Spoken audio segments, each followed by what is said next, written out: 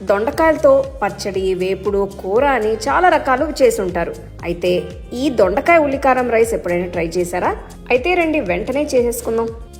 దీనికోసం ముందుగా మిక్సీ జార్లో తరిగిన ఉల్లిపాయ ముక్కలు, రాళ్ళుప్పు, ధనియాలు, జీలకర్ర, వెల్లుల్లి రెబ్బలు, పసుపు, కారం, చింతపండు వేసి మెత్తని పేస్ట్లా రుబ్బుకోవాలి. తర్వాత వెడల్పాంటి కడాయిలో నూనె, దొండకాయ ముక్కలు వేసి గోల్డెన్ బ్రౌన్ రంగులోకి వచ్చేంత వరకు ఫ్రై చేసుకుని పక్కన పెట్టుకోవాలి. ఇప్పుడు అదే కడాయిలో ఇంకాస్త నూనె వేసుకుని పచ్చిశనగపప్పు, మినపప్పు, ఆవాలు, జీలకర్ర వేసి కలుపుకొని రఫ్గా కట్ చేసుకున్న ఎండుమిరపకాయలు, ఇంగువ, కరివేపాకు కూడా వేసుకోవాలి. తర్వాత తరిగిన ఉల్లిపాయ వేసి వేపుకోవాలి. ఉల్లిపాయలు వేగిన తర్వాత రుబ్బుకున్న మసాలా పేస్ట్ వేసి కలుపుకోవాలి. మసాలా వేగి ఇలా కొద్దిగా డ్రై అయిన తర్వాత వేపుకున్న దొండకాయ ముక్కలు వేసుకుని మసాలాతో బాగా కలిసేటట్టు కలుపుకోవాలి. కొద్దిగా ఉప్పు వేసి ఇప్పుడు ఉడికించుకున్న బాస్మతి రైస్ వేసి కలుపుకోవాలి.